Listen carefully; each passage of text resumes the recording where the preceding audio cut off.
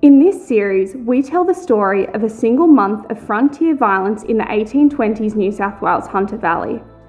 Plans to expand open-cut coal mining by corporations including Glencore and relocate a colonial property have local Aboriginal groups up in arms. Archaeologists and traditional owners believe the Ravensworth homestead and the surrounding landscape played host to a series of atrocities against the Awana people.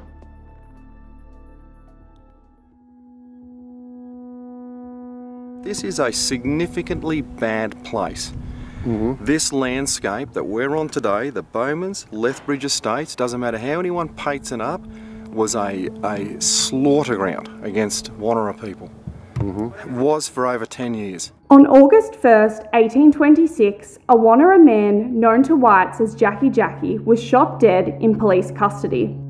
He'd been arrested by Lieutenant Lowe of the New South Wales Mounted Police on suspicion of the murder of a watchman, despite doubts over his identity. The killing, without trial, followed a month of escalating frontier violence in the region. According to some accounts, Governor Darling's appointment of Lowe led to a campaign of terror in the Upper Hunter. That feeling of disquiet persists today, where the Ravensworth estate, a centre of violence, is concerned. No, you were told not to go there. That's what you get. Yeah, and I did, and I got in trouble. Basically wasn't allowed out of Mum's sight again. Aboriginal people were buried out there, and mainly men. In 1827, Lieutenant Lowe was charged with having had his troops kill 3 Aboriginal men, one of them, Jackie, in custody.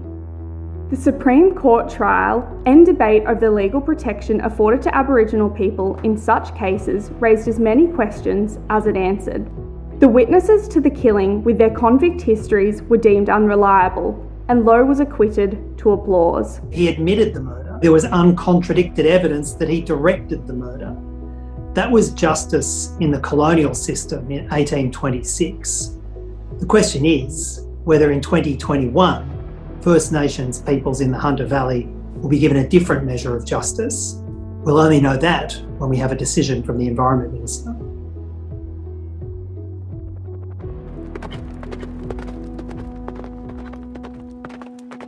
Colonial records show that on the 12th of August 1826, a party of mounted police were sent into the Hunter to engage in a campaign of violence and intimidation against Aboriginal people.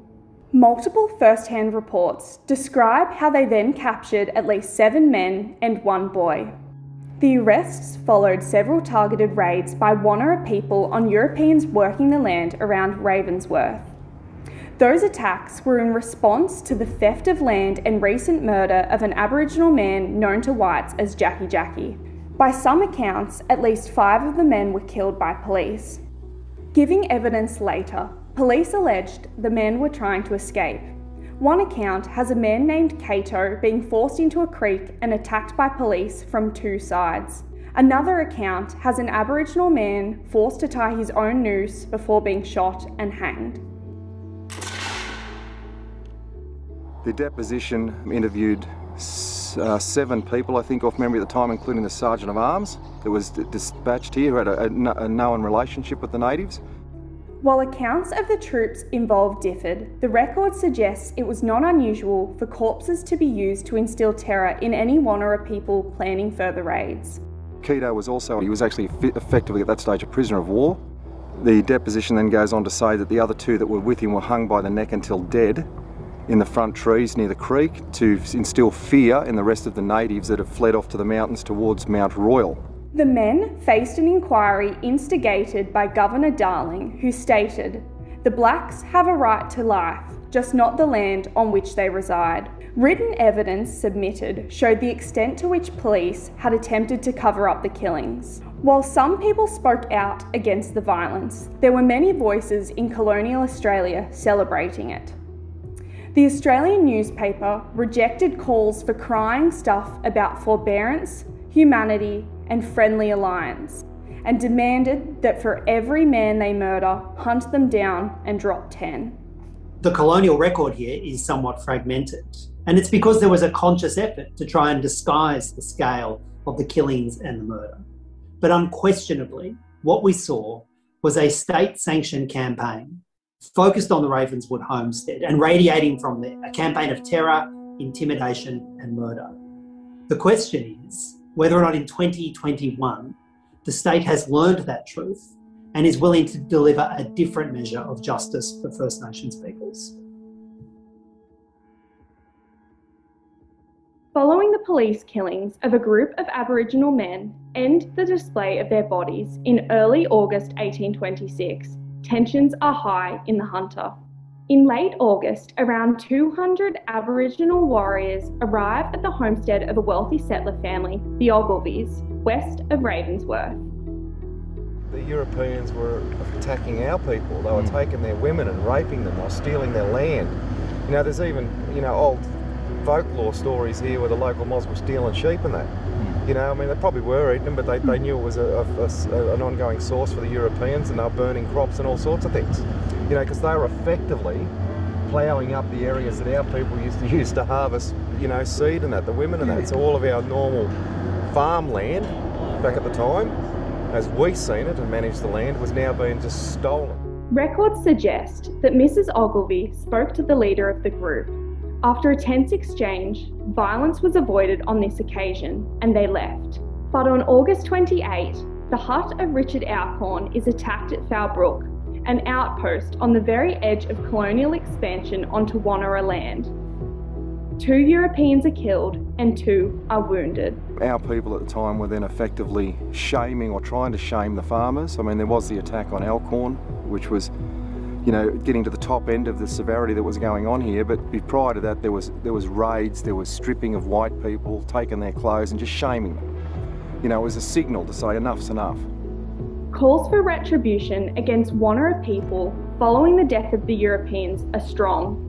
We shall never depart that the system of terror is the only one to be adopted towards them, thunders the Australian newspaper. Magistrate Robert Scott sends a party of 14 mounted police, Aboriginal trackers and settlers in pursuit of those who attacked Alcorn's property. Their departure will lead to one of the largest massacres in Australian history.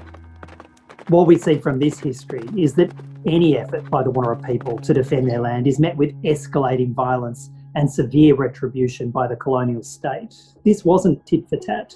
This was a conscious effort to destroy the Wanneroo people and their connection with land. This hunting party of mounted police, in response to the efforts by the Wanneroo people to defend their land from invasion, set the scenes for what became one of the bloodiest days of violent dispossession in the Hunter Valley. In the Hunter Valley, the frontier violence is alive in the oral histories of Wanneroo people, generations later. Gran went on with this story, and she didn't just tell it to us, it was all of us, but they're all over the place now, basically. They were down at Bowmans Creek, and they seen these people coming over on the horse and carrying their... guns and stuff? Yes. I'm starting to get emotional, sorry. But it was a family member that had these kids, and they've scooped them up and ran for their lives to try and hide from them. And two of the little children were shot, and the mother was thrown on the back of the horse, and she was stabbed. That's all I can say. And they, some of the other people hid up in the gullies and that through the Bowmans Creek to get away from them all. One such brutal attack takes place on September 1st, 1826, in the wake of the deadly Wanneroo raid on Richard Alcorn's hut.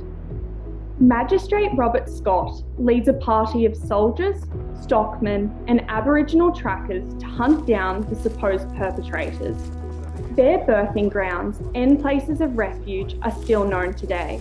These men that came from these were effectively the warriors within the tribe group. This was their safe haven. This is where all their spiritual beliefs came from. That's why they were here all the time. They would practice here, calling in their spirit protectors to guide them. That's why the men went back this way. They were coming to hide, get back. They believed probably at the time that the Europeans couldn't see them. That's why that bloodline of men are only ever born here. But this time, there was no safe haven. Seeing the light of the Aboriginal campfires, the armed men move in through the trees. But when spotted by the families, a tracker is struck in the face by a spear, and the rest of the party attack. At least 18 Awana men, women and children are killed, and 2 are captured, according to the Australian newspaper at the time. The blacks have had the glory of dying in battle, and that is enough, the paper reported. This whole history, this entire landscape, with its cultural connections, its graves and its artefacts, is set to be erased for another climate-destroying coal mine. If we allow this to happen, despite the demands for protection from the Wanneroo people, can we really say we are a more just society now than then? Please sign the petition, contact the Minister, and together let's stand with country.